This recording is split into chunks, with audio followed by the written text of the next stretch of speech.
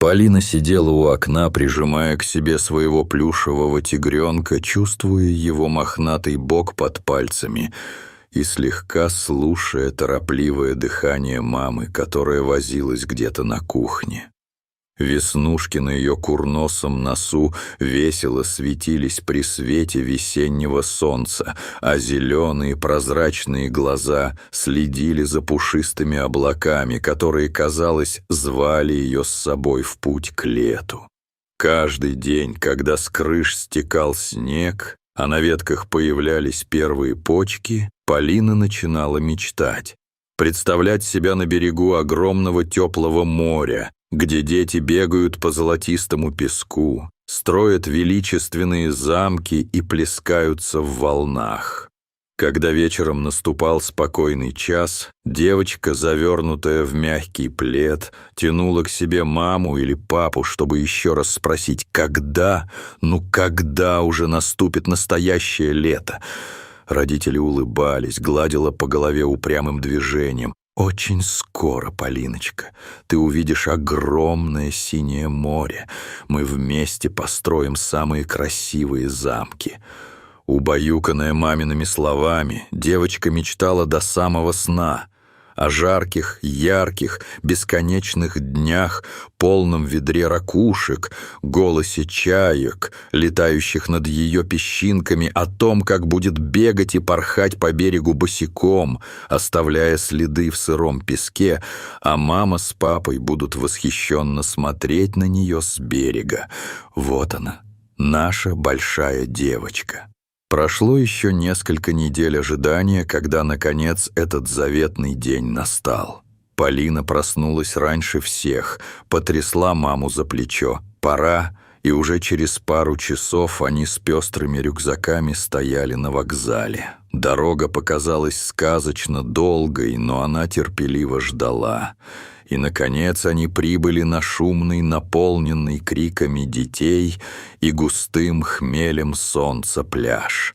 Папа бережно опустил ее на желтый горячий песок, помог надеть смешную рассветную панаму, а мама вручила ей огромное махровое полотенце, которое почти скрывало девочку с головой.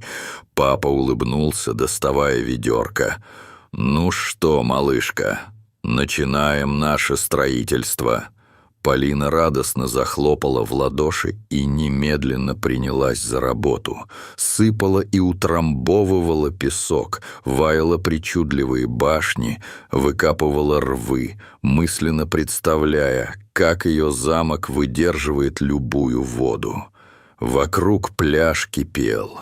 Дети, смеясь, бросали в друг друга мокрый песок, взрослые спокойно расселись под зонтами, время от времени бросая взгляд на своих чад, и кто-то уже плескался в душе слегка мутной воде, брызгая во все стороны.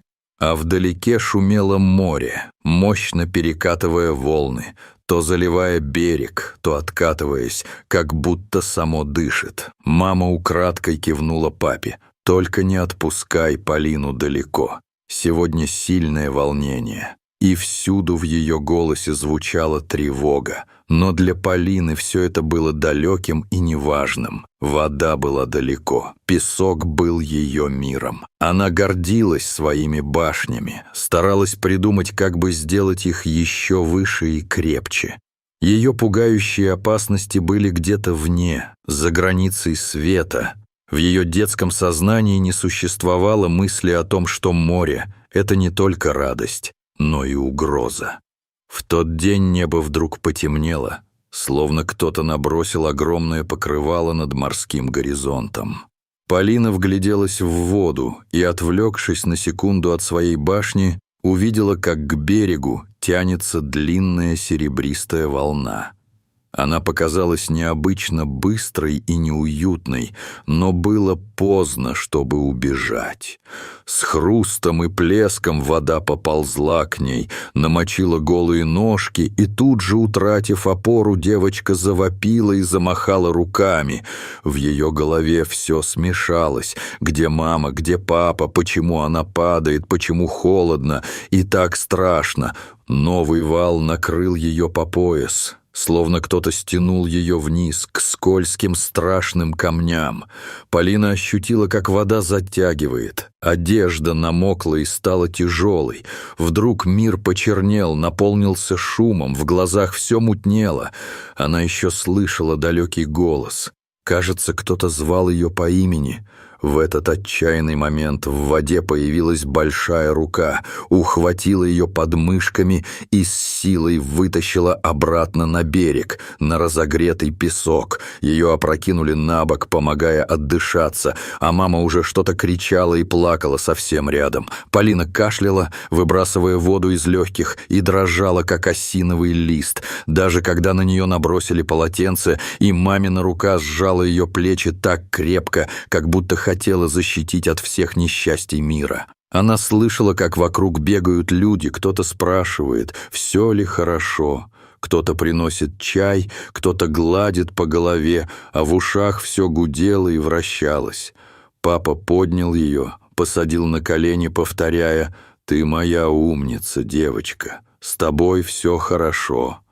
Но маленькая Полина почувствовала, что-то изменилось. Отныне море в ее душе стало чужим и пугающим. На обратном пути домой она не сказала ни слова.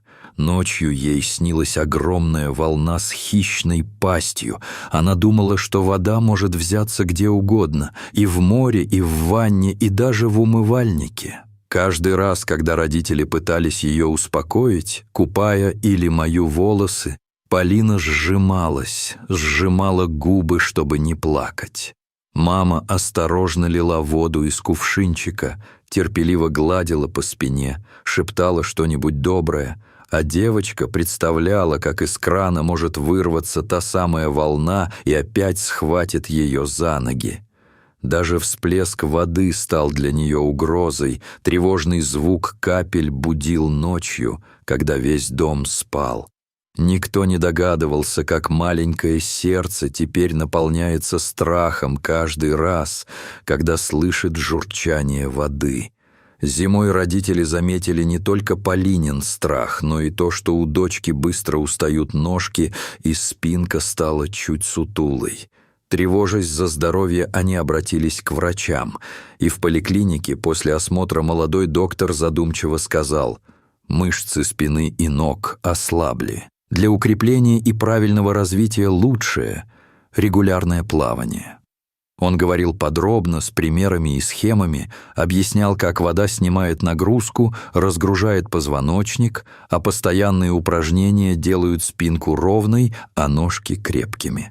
«Плавание», — пояснил он, — «настоящее чудо для таких малышей. Это и здоровье, и уверенность в себе, и радость». Родители согласно кивали, ощущая тревогу, ведь они знали, как теперь их дочь боится воды. В тот же вечер, когда все собрались за ужином, мама осторожно заговорила с дочкой, стараясь звучать непринужденно. «Полиночка», — начала она, гладя ребенка по щеке, «врач говорит, что если ты займешься немножко плаванием, твоя спинка выпрямится, а ножки станут сильнее. Тебе будет легче прыгать, бегать и играть».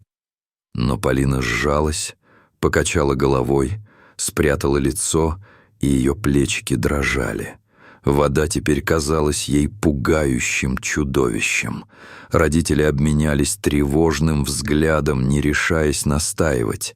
Они знали, что нужно искать осторожные пути к сердцу дочери. Чтобы все-таки не делать резких движений, они решили съездить вместе просто посмотреть на спортивный комплекс.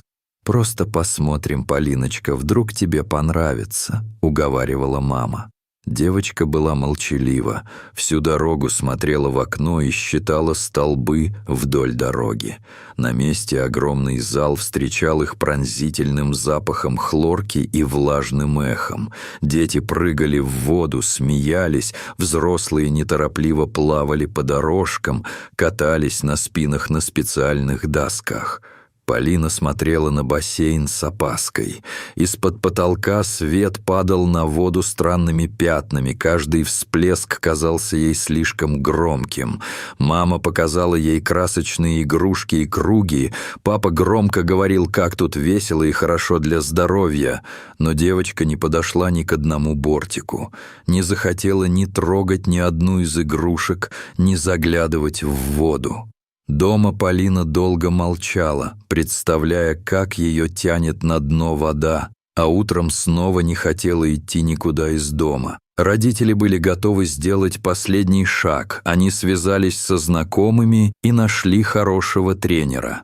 Павла Сергеевича, мужчину в возрасте с добрыми глазами и немного суровым выражением лица. Тренер приехал к ним домой и сначала ни слова не говорил о плавании. Он принес набор ярких игрушек и мягко, не спеша рассказывал, как сам в детстве ужасно боялся воды и научился преодолевать страх шаг за шагом. «Я уверен, что если делать все осторожно, у тебя получится», — сказал тренер. «Я помогу тебе, буду всегда рядом, и вода не сможет тебя обидеть». На первой встрече девочка просто сидела рядом, перебирала уточек и рыбок, слушала тренера издалека. Родители наблюдали со стороны, и Павел Сергеевич сразу дал понять — никакой спешки. Он предложил придумать ритуал — в начале каждого занятия запускать игрушку вперед, чтобы она исследовала, не опасна ли вода. От этих слов у Полины вдруг появилась смутная надежда, что если все-таки получится побороть этот страх с помощью доброго взрослого, который понял ее тревогу и не смеется над ней. Эта мысль поднимала ей настроение, и накануне первого занятия она даже почти не плакала. Павел Сергеевич договорился с родителями. Первое индивидуальное занятие, пока мама и папа подождут за стеклянной перегородкой. Девочка медленно шла рядом с тренером, тащила за собой рюкзачок и еще крепче стискивала в руках свою плюшевую уточку.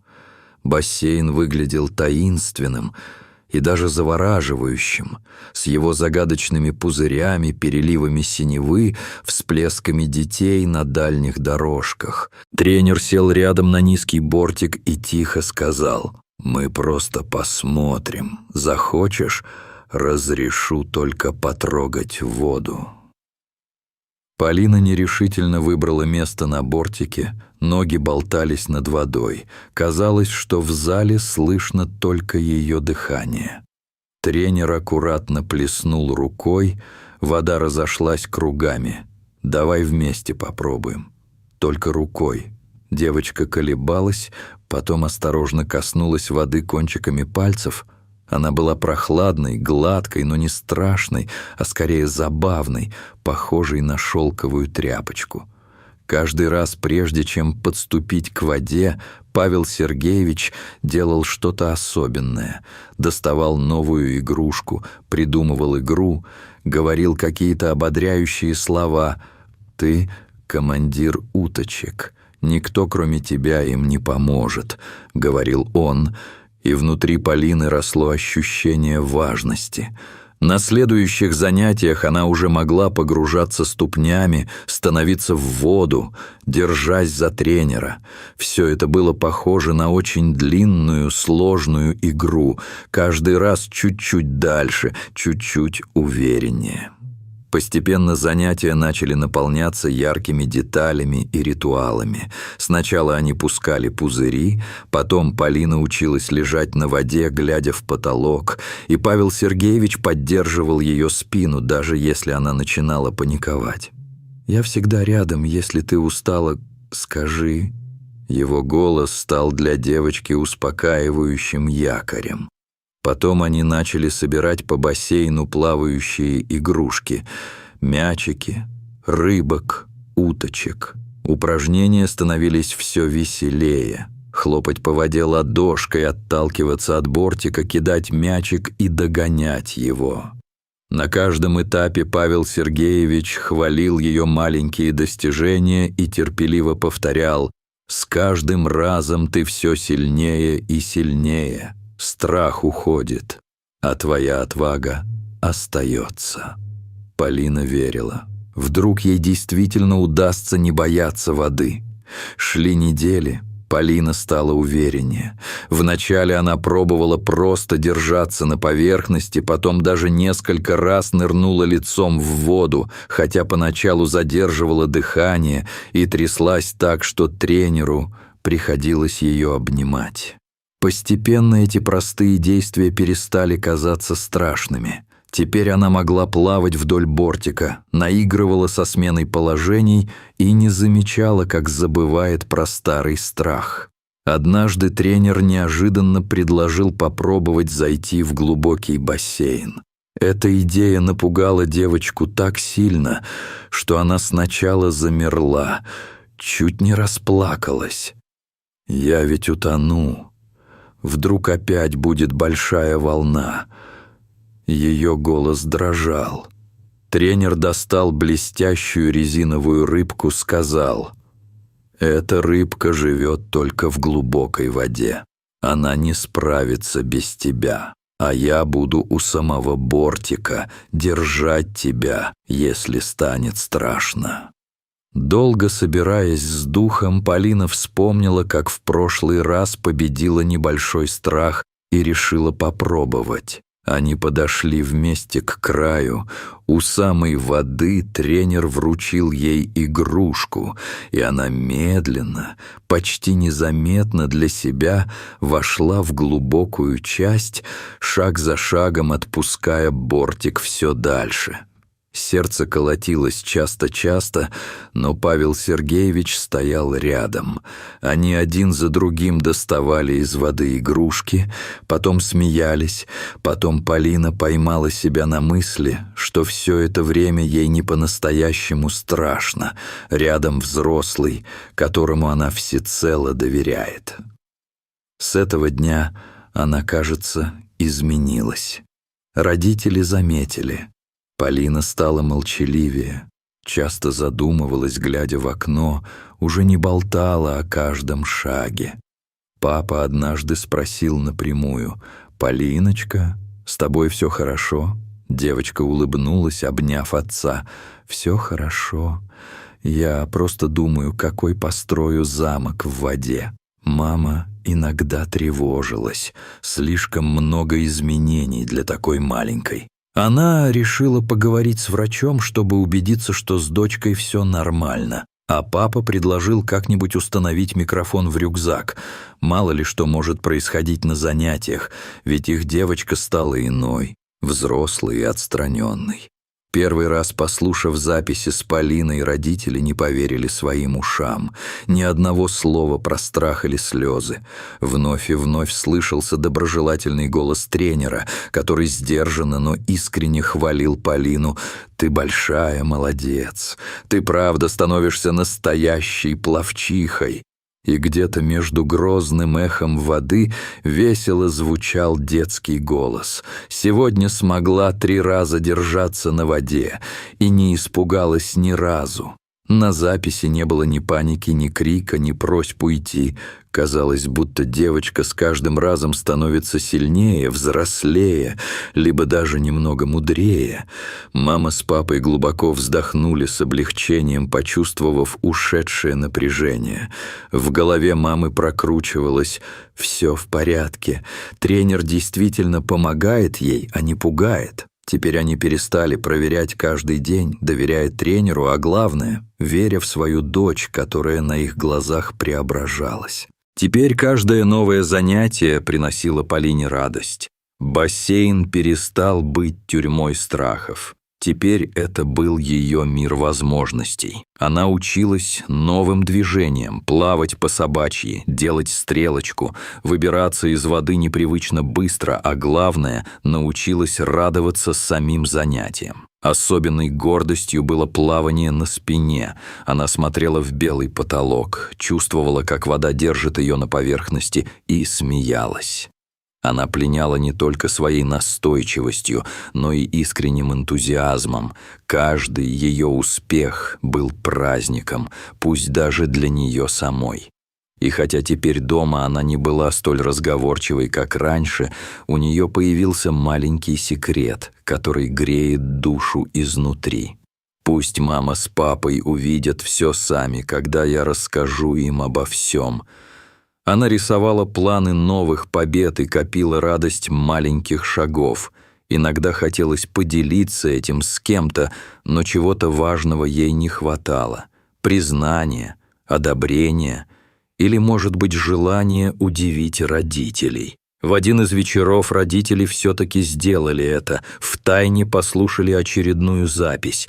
На этот раз Полина рассказывала Павлу Сергеевичу свои внутренние тревоги. До сих пор немного страшно. А вдруг наступит большая волна? А вдруг я не сумею выбраться? Тренер, услышав это, спокойно сказал: «Волны бывают не только в море, но и в нашей голове. Ты уже давно показала, что умеешь побеждать страх, не сдаешься. Я горжусь тобой». Девочка воспрянула, ее голос звучал искренне и радостно, и родители, слушая этот диалог, чувствовали одновременно облегчение и гордость. Так занятия становились для Полины источником радости и опоры.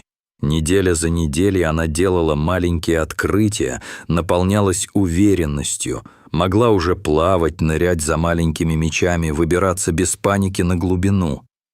Она осторожно оставляла свои успехи в тайне, затаив желание когда-нибудь удивить родителей своими неожиданными способностями. Но однажды врач, который наблюдал девочку в течение всего периода, воодушевленно сказал: «Изменения просто невероятные. Спина почти ровная, ножки крепкие, мышцы сильные. Как ты этого добилась?» Полина смутилась, но внутри росло внутреннее желание не просто радоваться в одиночестве, а поделиться своим успехом с близкими. Она сама позвала родителей: «Завтра посмотрите, как я умею плавать». Накануне этого дня у девушки тряслись руки, но наутро она была полной решимости. В бассейне мама и папа уселись на пластиковые кресла-трибуны, а Павел Сергеевич подбодрил Полину: «Сегодня твой день». Девочка уверенно зашла в воду, сходу поплыла вдоль бортика, затем показала, как держится без помощи, как плавает на спине и даже как способна нырять за любимой резиновой рыбкой. Родители были поражены, не могли оторвать взгляда, а в конце занятия раздались аплодисменты и невольные слезы. Мама обняла Полину, папа пожал руку тренеру: «Спасибо, что вернули нам нашу сильную девочку». Павел Сергеевич вежливо кивнул: «Ваша дочка поразительно смелая, а главное, она научилась побеждать не только страхи, но и собственную неуверенность». Теперь взрослые стали друзьями тренеру. За чашкой чая Павел Сергеевич шутил: «Честно признаться, я теперь больше занят своим магазином спортивного питания, но после таких невероятных успехов беру только самых особенных учеников». Для Полины плавание стало целым миром. Она не только укрепила здоровье, но и приобрела внутреннюю силу, научилась поддерживать других, дарить поддержку и крылья другим детям. Однажды, уже по-настоящему взрослая для своих лет, Полина увидела в бассейне заплаканную малышку. Она подошла к ней, взяла за руку и, как когда-то делал Павел Сергеевич, показала, как в воде можно не бояться, а смеяться, ловить уточек, плавать, улыбаться и становиться чуть-чуть смелее каждый день. И вдруг Полина поняла: страх — это не приговор. Если рядом близкие, которые терпеливо ждут и поддерживают, любая буря становится не страшной. Горы страхов превращаются в длинные полосы воды, которые можно осилить шаг за шагом, победа за победой. В жизни каждого человека есть минуты, когда кажется, страх победил навсегда, и уже не получится стать прежним. Но стоит найти того, кто верит в тебя больше, чем ты сам, кто поддержит и не осудит, и сердце открывает в себе новые силы. Для маленькой Полины ее первой взрослой победой стал не просто бассейн, не просто успех на занятии. Это было возвращение к себе, к ощущению, что любую волну можно пережить, если рядом те, кто дорожит тобой,